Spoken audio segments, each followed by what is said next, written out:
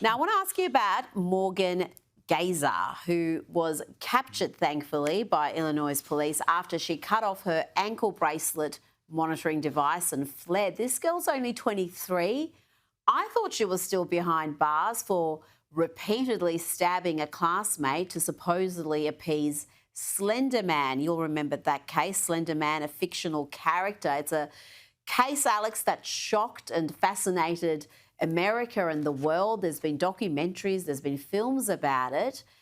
And this girl was just able to cut off her ankle monitor and disappear.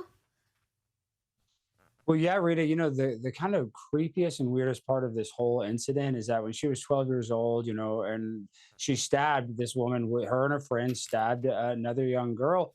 And they were lucky that the person that they stabbed lived because they got a lighter and a less harsh sentence if the person died. So I think that we're going to continue to see Morgan do this kind of things. Obviously she has some sort of mental illness to stab anybody, especially at 12, to be that violent and influenced by scary movies or fictional people telling them to do stuff. Obviously, she's very mentally ill. So I think we're going to continue to see her in the news.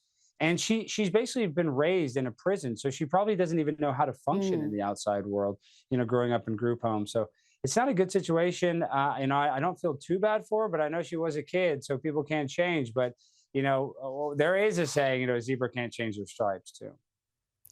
I know she was terribly young, but I think at that age, repeatedly stabbing someone is not a good idea. So I think she knew what she was doing was wrong. Now, I can't believe that Erica Kirk has even had to address this, but she's addressed the controversy around hugging the Vice President, J.D. Vance. It was the most absurd conspiracy theories I've heard all year.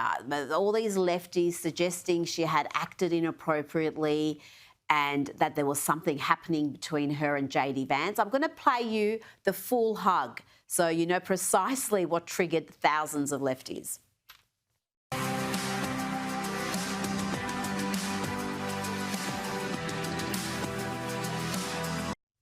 That's it. That's the whole thing. But the fact that she put her hand on his head gave birth to so many vile videos, Alex, from lefties suggesting that she's having an affair and that she'd crossed a line and that Usha Vance was absolutely furious. And there were so many ridiculous takes that overnight Erica Kirk addressed the issue with Megyn Kelly. Forgive me, did you see people didn't understand the hug that you and JD had? They went to the weirdest places, Erica. Oh my gosh, you guys, please. So for those of you who know me, I hug is yes, like. You're an intense hugger, it's whoever awesome. is like hating on a hug needs a hug themselves. I will give you a free hug anytime you want a hug. My love language is touch, if you will, but seriously, that hug, so I will give you a play-by-play.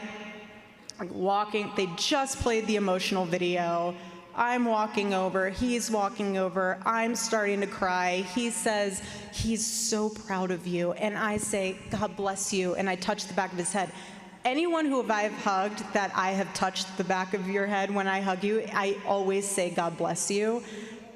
That's just me. If you want to take that out of context, go right ahead. Again, that to me shows that you need a hug more than anyone else.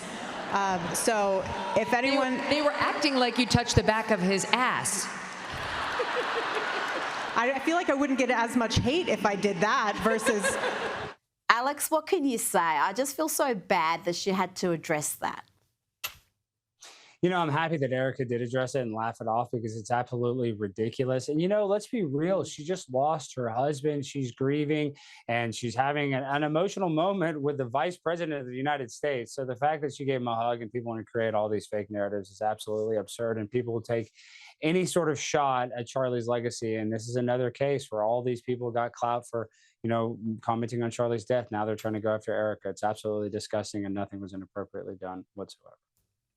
Well said, Alex Stein. Thank you for your time.